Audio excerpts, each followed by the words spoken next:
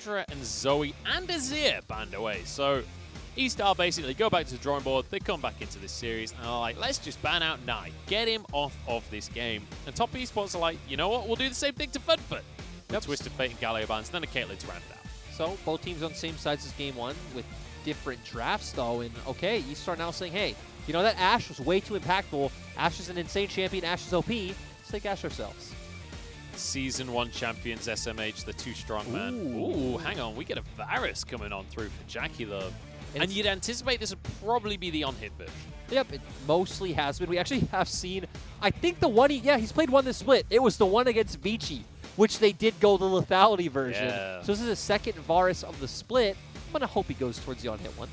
Like, I can believe, of all of the players in our league, of someone who would go lethality even after the nerfs, I could believe it would be Jackie Love just trying to snowball. Because let's bear in mind, the reason you go for that lethality build is to snowball, is to win the early game and push your advantages. We are going to see FunFun once again on this set, though. Oh, no, we're not. Yeah. There's an Orianna right in front of me. Yes, there is. So we're not going to see FunFun on the set, which begs the question of where on earth this is going, because Wei hasn't played it. And that's the thing is, honestly, I'm going to say I expect it to go into Wei's hands. Because, like I said, it's been banned a lot in recent series when it has become more prominent in the meta. But could still go down to Xiaoxi, so it's always there. And, ooh, Smiles. This is a famous one. Because this is the champion that Knight was known for that got him rank 1 on KR server. So it's always a bit of a treat to see Knight pull out the Echo. Yeah, you could see him grinning away as it's locked in as well. He knows how good he is on Echo. He knows that everyone knows how good he is on Echo. Now to the bans, though. As we see the Ornn removed from Xiaobai's champion pool, we always talk about him as this tank player. And his most played has been that Ornn. Second most played has been the Wukong.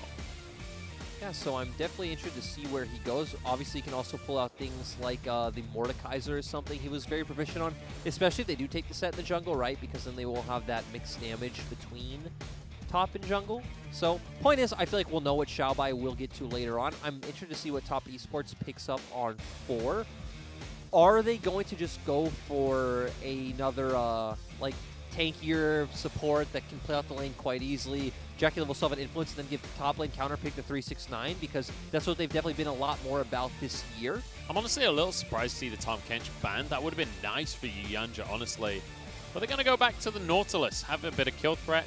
I wouldn't even be surprised to see something like their Thresh here as well. Yeah, that's what I was wondering, right? Those are the two picks that were in my head, but overall, I think going towards the, again, a bit safer, a bit tankier style of champion. You know you don't typically play through bot lane in the very early game anyway, and give 369 counterpick is what makes sense to me.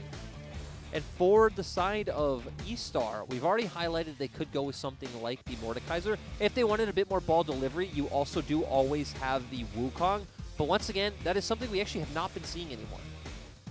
Looks like we're going to see the Renekton come through here for Xiaobai, which is not a distinctly Xiaobai pick, really, to be honest. When you think about Xiaobai, you think of these tanks, you do not think of Renekton. I mean, he hasn't played it at all this split. Yeah, I think he played it last split a couple of times, but even then it was like one of the fringe picks for him. Ooh, and this goes back to what you're talking about, that we have not seen Wei pick up the set. And, I mean, if they lock this in, which I kind of expect them to, and there we go, this comp is very weird. Because we have a Nidalee Renekton Ashe, right? So already the name of the game is Acceleration.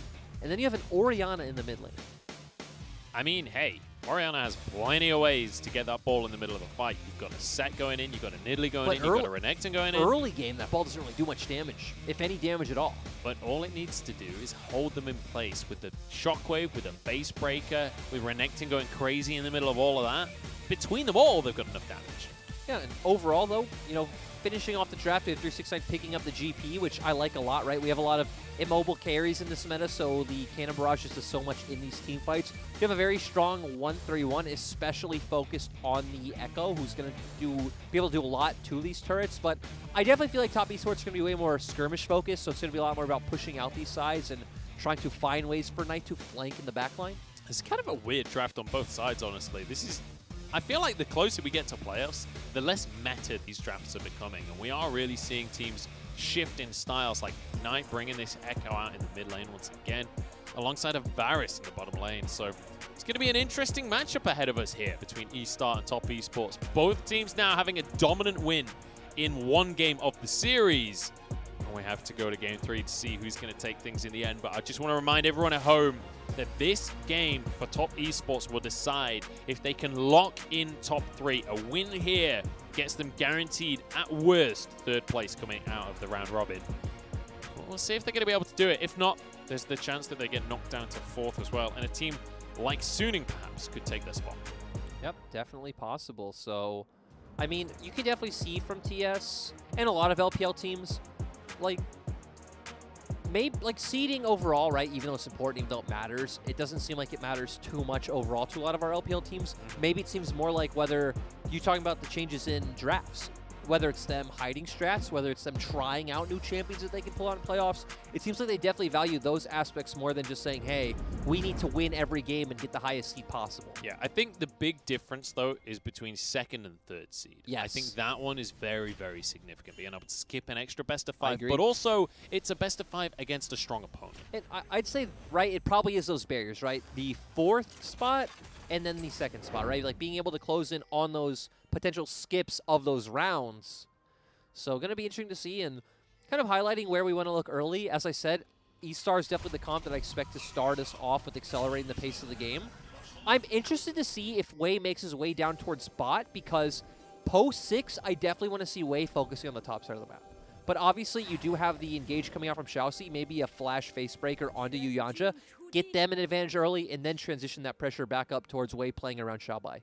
And you can see Xiaoxi is going to go with that phase rush that we regularly see for the sets. Usually it's in the jungle. This time it's in the support, though. And importantly, he'll have that Nimbus Cloak rune. So when he does flash, he's going to get the extra movement speed and can set up for plays beautifully. And you'd anticipate probably going to be running that Hex Flash as well. And I'm interested to see how Knight does in this matchup in the mid lane. Of course, Knight is, you know, like I said, a famous Echo player, probably our best Echo player, despite the fact we don't see him pull it out all too much. It's his 2nd time this split, but this is a bit of a harder lane early on for the Echo because Orianna's cooldowns are just so low, right? You have the shield you can bring on yourself when Echo looks for this all-in. Goodness, 369 is really destroying Xiaobai in this matchup right now. Oh. He could maybe flash to try and force a kill. Grasp comes through. He's just going to go for a couple of taunts instead. He'll need his passive to guarantee it. His passive's on up for 2 seconds, and overall we just see Xiaobai backing. Great job from 369. Oh, hook comes down. It's onto Wink here. Forces the cleanse. Nice play from Yuyanja, but the damage is answered.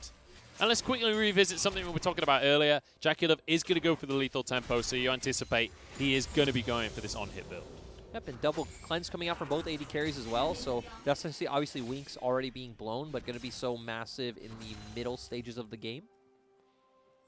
So we've got to keep our eyes on the junglers as well, because you mentioned earlier that Wei, there was potential that he could try and make a play towards the bottom side before that level 6 mark, but with the way that he's pathing towards this top side, it feels like if he does make a play, it would likely be onto 369 or maybe in the mid lane.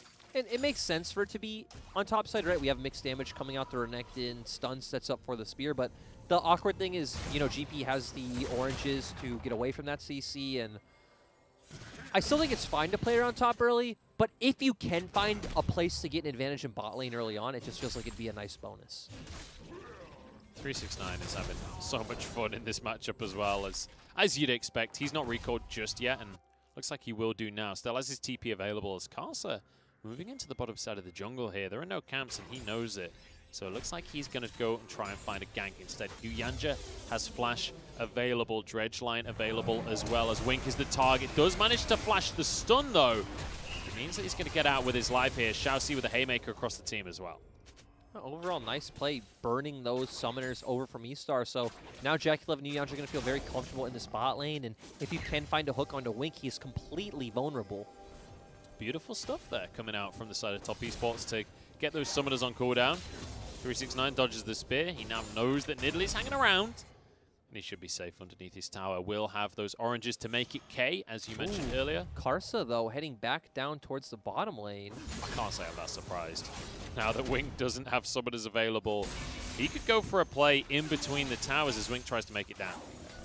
Ooh, 369 getting hit by the spear. He seems okay with this, honestly. He seems like he's quite happy to 2v1. And I mean, 369 is one of our better laners. Oh, Knight coming in with the TP. Oh my goodness. Xiaoxi and Wink could be in trouble, but the TP going to be answered here as Funfun arrives in the bottom lane for the play as well. And that's actually really big for mid lane because Knight's going to be able to completely outpace this Orianna and keep looking for these side lane roams where she won't be able to answer. And even forcing her back because Knight already has had a base. As you can see, he bought the Doran's Ring earlier on, which is giving him such good wave control. And now forcing FunFun to go with a non-optimal back. Now going to come back with a Tome and a Null Magic Mantle. So I've got a question for you off the back of that. Yeah. Like, how much do you think top esports were considering, hey, let's try and make a play to set this up in the mid lane? Do you think it was just them looking for a dive in the bottom lane, and that was like an advantage that came off the back of it? Yuyanja, you've just stepped too far, let's be honest here. He's going to go down. Yeah, but going back to your point, no, I actually think the mid lane aspect was probably the more important part for them.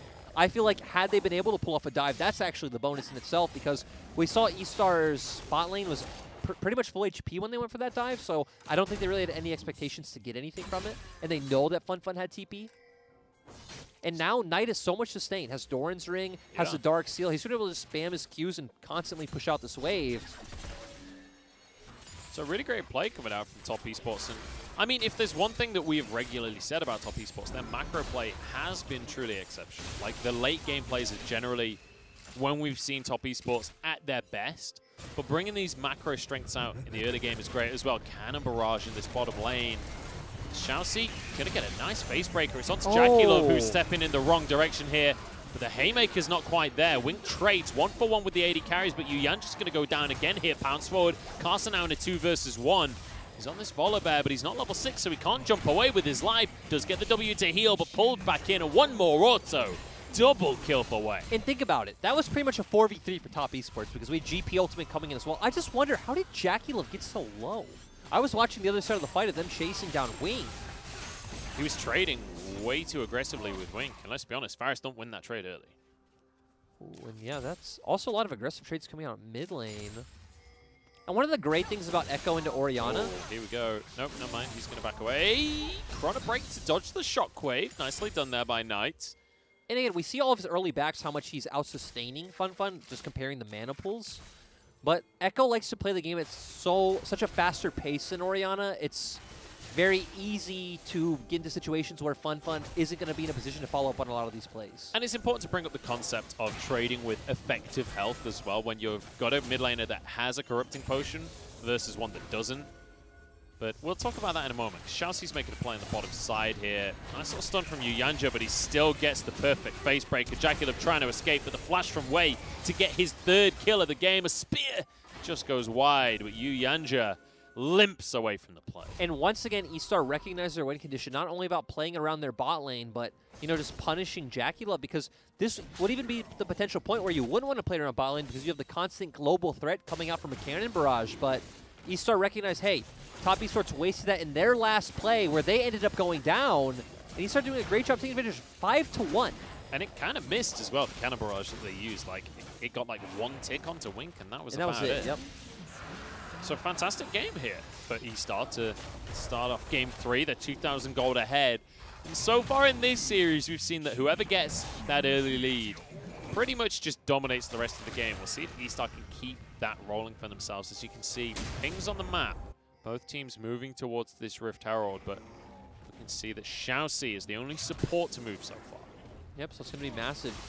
Top esports not going to be able to start this one up. We still don't have Cannon Barrage available, and even Wei has a level lead in the jungle. So you'd expect eStar to be able to start this up if they do choose. Looks like they're going to hold off for now at very least. I do want to go back to the topic I was trying to bring up earlier about effective health in this mid lane, as you'll see Knight continuously trade. And that's because he automatically has more sustain. If they all in, they both use ultimates and they both get away, he wins by default because he can top himself back up with those corrupting potions. Yep, and even the mana sustain I think is way more crucial too, coming from the Doran's Ring and the Dark Seal. Also, since he's running corrupting potion, he definitely has time more tonic in his runes as well. So definitely a ton of value taking these heavy trades as compared to FunFun.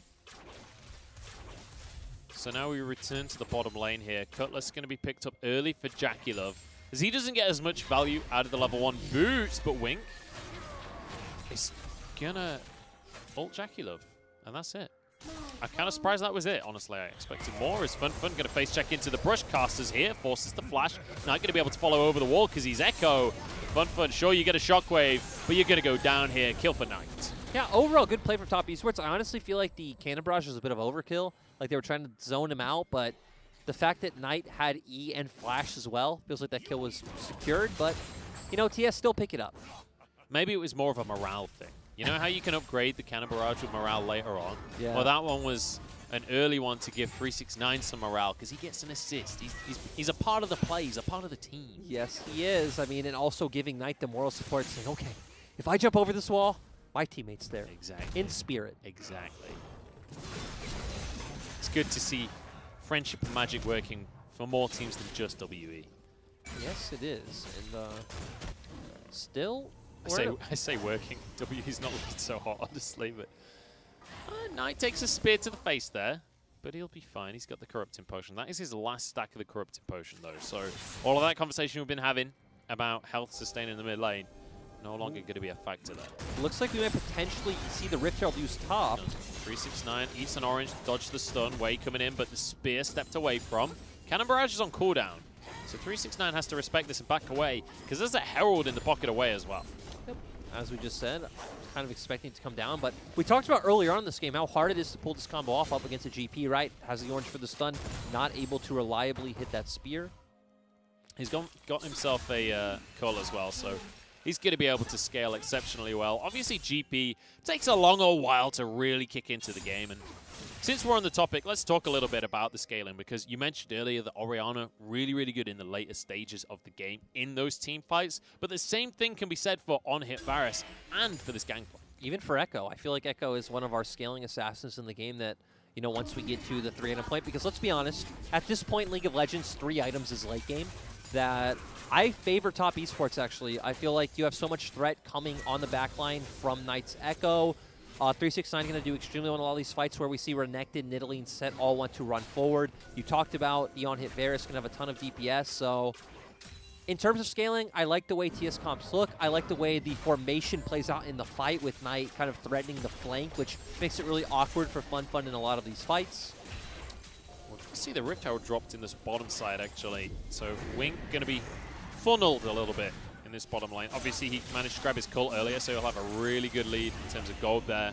Nice little dodge back into the stun from Knight. Onto Fun. It's not going to do all too much, but it'll look nice. Yep, and Knight did a great job, right? He managed to get through laning phase quite well, and even from those early plays, actually managed to, I'd say, outplay Fun in lane, which isn't a surprise. Knight's one of our 2 best mid laners in the LPL by far. Him and Rookie are in clear classes of their own. And, like, let's go back to game number 1 as well, because some people would contrast that statement just because of game number 1, but let's bear in mind, Fun in game 1 was playing Set. He didn't play the laning phase. He opted out of the laning phase entirely, and that's how he didn't beat Knight, he got around that. He, like, pressed W on minions, and he got traded on a little bit, walked back, his passive held him up, and then he walked back to the wave and pressed W once again. That is how you play Set mid. It's pretty good. It's pretty fun. Actually, Fun loves it. Yeah.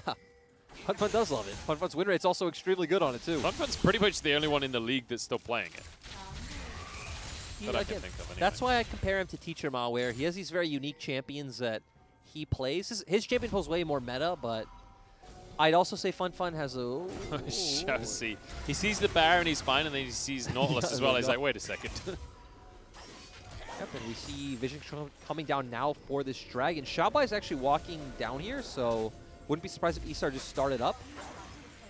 Yeah, Xiaobai moving over. 369 does have teleport available. He also has Cannon Barrage, but it looks like top esports going to be okay. Just saying, look, you can have this one.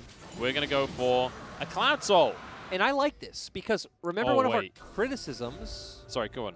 One of our criticisms coming into the day was the fact that TS will never opt into giving up Drakes when they do have the superior scaling comp or they have other ways to play out the game. So seeing them finally do it is so nice. They've learned. They've learned from their mistakes. They've learned from their losses.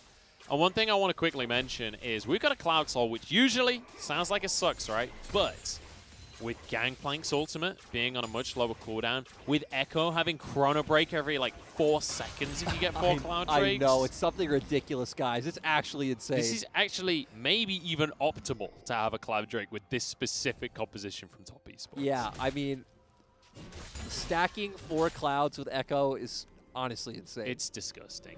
Being able to chrono break multiple times in a team fight is not okay. And honestly, there are very few arguments to say that Cloud Soul is broken, but this is the one. I think Echo ult is the one. Maybe Lux ult as well, if you're playing AP Lux. Also interesting to note that FunFun went for the GLP, which, when I think about it, with the way eStar's comp wants to play out the game, I actually think is fine because, right, we have a Nidalee, we have a Renekton, we have, you know, an Ashet in the bot lane. Like, it's very burst-oriented, which is obviously where GLP does outperform the Luden's Echo. Which I have to say, I feel like a lot of people don't know that. Because I watched the LEC video about it recently where actually mathematically GLP out-damages Ludens in terms of direct burst in one combo. Which I think a lot of people see GLP as much more of a control item and you get it for the slow, not necessarily for more damage. But it's cheaper and up front in one combo will do more burst than Ludens does. Yep, the selling point of Ludens, right, is the fact that you can get the active off multiple times in a fight. But again, the way eStar want to take fights, I don't feel like that would actually really be a factor. So getting a cheaper item that does give more burst feels good. But overall, Top Esports going to get a Herald, and the team's going to trade towers on opposite sides of the map. Yep, so we're having a very slow game here, Lyric, which is pretty surprising considering the other 2 games in this series. But it's really good news for Top Esports. As we mentioned before, they scale really well. I feel like eStar need to put their foot down a little bit. No, I agree, and that's one of the win conditions we came into the game saying. So it's curious because at this point, right, it definitely feels like they need to play around their Enchanted Crystal Arrow coming out from Wink. So they are going to put their bot lane in mid right now. So clear wave in mid, start making their way towards the side lane. I'd say potentially around your Renekton, despite the fact that GP has orange, because Orianna still just doesn't have the damage. And keep trying to pick off, you know, 369 and turn that into an objective. Like right now, top lane turret, or when Dragon or Baron come up, that. And we have to bear in mind as well that it's a good old while before 369 really comes online. Like Gangplank, not only is it a 3-item spike for him, but it's 3 really expensive items for Gangplank. You see he's already got his Trinity Force, but he needs an Infinity Edge, he needs an Essence Reaver. These are both exceptionally expensive. That's the thing that I think a lot of people don't realize too, is GP's not necessarily a late game champion in terms of scaling. GP's build is just so expensive. Yeah. Because GP is also at his strongest point, like relative to other champions, at that 3-item mark. It's not like it's just he gets to 3 items when everyone else gets 4. Yeah. This is by 3 of the most expensive items in the game, but Top Esports doing a great job pushing out bot lane. We see where Knight is hovering to pressure mid with this Herald. It's pressure FunFun with the potential all in there as well. Herald goes in, doesn't quite finish off the tower, but it's low enough where they can finish things off later on. Knight posturing for potentially a dive, but it's going to be the Crystalline Arrow onto Jack it up, forces the cleanse out here. Now the hook goes a little wide from Yuyanja, flashes the shockwave, nothing's going to hit this fight. Knight now in a little bit of trouble as Wei goes in. Shabai trying to get out on the other side.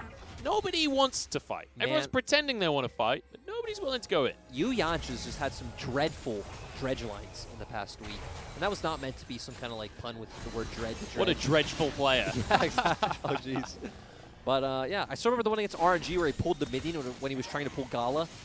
That was only like a week ago. Suboptimal, I think is the politically correct word we're going to use here. Some suboptimal dredge lines. Some nautical dredge lines, if you will. Oh, Jesus. But Dragon's up in 25 seconds. Once again, eStar should be the team that have pressure to control this. Shabai, I'm sorry, is going to push out the wave now. Should start heading over. But if he wants to keep pressure top, he obviously has the TP.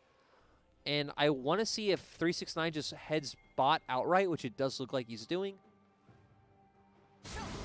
So, Drake up, 5 seconds. Top Esports clearing mid and moving over here. eStar are the ones with the inside track. Shabai's in base with the TP available, so he can always join the play. But only if there are wards remaining. Top Esports are doing their best to clear out all of this vision. Looks like he just TPs to the mid lane, realizes he's not going to get a flank this time around. And the thing is, we really want to see Knight threatening a flank, you know, coming from a side, coming from behind, making it uncomfortable for Wink and FunFun to play out the fight. I love how you just tell us how Yuyanja can't hit a hook to save his life, and then he immediately misses a hook. eStar have brute forced their way into the play, though, here. They have position on this Dragon.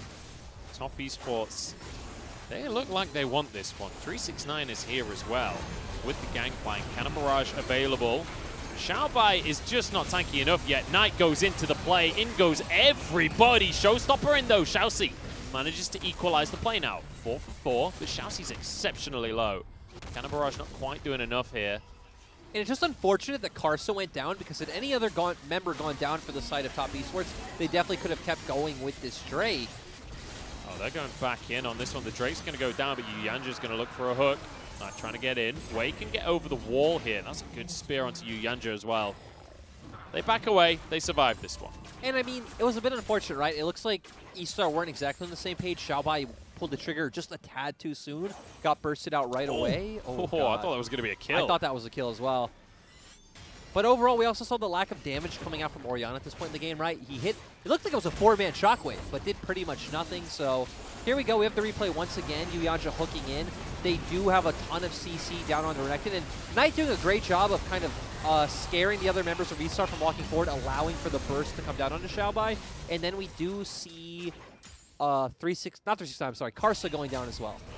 Yeah, really nice shockwave, as you say, as well. 3-man on the back line. Just no damage. Yeah, it just doesn't have the items yet. It's got the GLP and that's it. So he'll be continuing to scale up as the game goes on. But we can see people starting to hit level 11 as well across the map here. So the ultimate's going to be more and more powerful throughout this game. Knight almost level 16. He's already level 14 in that mid lane. So 2 levels up right now. But I mean, very close game in the Colonel's mind. But once again, we are on soul point for the side of eStar, which, again, might not sound too impactful, especially with Cloud Soul for their squad, but even getting us to the point of Elder sounds really nice for eStar. It's kind of a weird one, isn't it? Because this Cloud Soul is not very valuable at all for the side of eStar, aside from maybe for Nidalee. You know, having a Cloud Soul on Nidalee is always great. And Renekton, for that matter. But denying that from Top Esports is so valuable for them, being able to remove the potential of these ridiculous cooldown ultimates. Will do a lot of work for them. See both teams posturing for fights, and this is what we've seen all game, is the two teams posturing like they want to go, but not being willing to commit. And realistically, I don't see a way that eStar have to really attack the map in the next 3 minutes unless Top Esports overstep. Well, ults across the board going in all directions. Shockwave onto 2 here is Xiaoxi. He has the Haymaker, but he's going to go down here. Knight straight into the back line. Look at the damage onto Wink. That is insane. Now the stun coming on through, or the shield at very least, as FunFun goes down. Knight is on a rampage here. It's 369 goes underneath the tower. Xiaobai arrives, but he's way too late. Another kill going their way, and Top Esports out of nowhere get an ace. And there's a reason why Knight is known for this champion, doing such a great job to get directly on the back line, and even Top Esports quickly recognizing, hey, you know, the Enchanted Crystal Arrow missed. Xiaobai isn't here. Xiaobai doesn't have TP. 369 is already walking, pulling the trigger instantly, picking up all those kills, and now going to get a Baron for themselves. And honestly, FunFun is wishing he'd played the Echo, because eStar would love to wind back the clock on what just happened over the last minute, because this just went from an incredibly even, maybe even eStar favored game to all about Top Esports. It at least went, we were at a point in the game where, you know, we could imagine eStar winning. They're at a pretty good point. We talked about, hey, they shouldn't be able to find windows unless Top Esports overstep. They try to find one. eStar the ones who overstep. I want to keep my eyes on Knight here. Jumps directly onto Wink. Great flash coming out from him. So much burst, already has the Lich Bane as well. Keeps going onto FunFun. So much mobility, and just secures a bunch of these kills. I love how it's not even necessarily anything special there. He just runs at them. Yeah. Like, he's just fast, and he has his flash available, so he just runs at Wink, gets the kill easy. And we have the Medjay. Oh my, look at the damage. Yeah. Actually, you know, surprisingly great damage from 369 as well, right? We didn't highlight the ultimate. The ultimate was, like, really sick coming out from him. And the highlight play was definitely following Knight, not seeing 369 kill tanks, but did a great job. Jackie Love as well. But, yeah, back to Knight's build. We have Medjays once again. I mean, are you surprised? No. I'm not surprised. Hey, he's got 10% more movement speed. Yeah. So he can run at Wink even quicker. You get it from the Lich Bane as well. Okay. Well, 369. He's eating an orange. Citrus is good for you. Got some vitamins. Like, to be fair, right, we've talked about this concept many, many times, that when you're behind like this and facing the enemy team sieging with Baron, you do need to commit to one side with numbers advantage. You're going to have to give up somewhere. So I can understand the play that eStar are trying to make, but they're not able to find it. Everyone was too far to follow up on the arrow that Wink hit. The problem is as well, like, who do you realistically hit with that arrow? Like, Knight can chrono break out of any play you make. Jackie has cleanse. Yuyanja is going to be tanky enough anyway. Xiaoxi going to get a face breaker. The rest of his team just not on board. To be fair, this is one of the things I love about Xiaoxi, is that he keeps trying to find the game-changing play even when he's behind. Hey, look, Xiaoxi looked great. He went in, he got a multi-man face breaker, he's there, he's ready, and then he turns around, he's like, guys? Lads? Are we not going in? He was told that there would be bevies, and everyone backed out at the last second. It's like you've organized to go to Nando's with the lads. Double TP top. Oh, hang on. Oh, Xiaobai. Xiaobai, my sweet summer child. There's just nothing that's going to go right for you here. He's going to use the Dominus. He's going to pretend that he can survive, but no. Hey, and that we're 3-item GP, like we talked about. Yeah. So, going to be critting, going to be hitting with a massive amount of damage. My goodness. Guys, top esports didn't get 2-0'd by eStar. Let's go. They didn't get 2-1'd by eStar. This is a win. This is looking like a win. I don't want to say that just yet, though.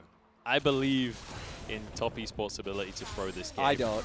I mean, unless we somehow like buy it would 10 actually be more ridiculous. minutes. If top esports actually lose this game, I think that would be the biggest throw of the split. Like, period. Look, if top esports lose this game, Munchables will do quit his job. There we go. I don't think I will. Oh. I don't think I will.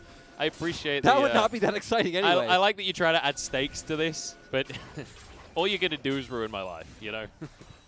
I appreciate the effort, but I also really don't appreciate that effort. You know what I appreciate? Knight is Rabadon's death cap. Knight is going to be hitting massive. I mean, geez, I actually want to see how much AP he has with the Medjais as well.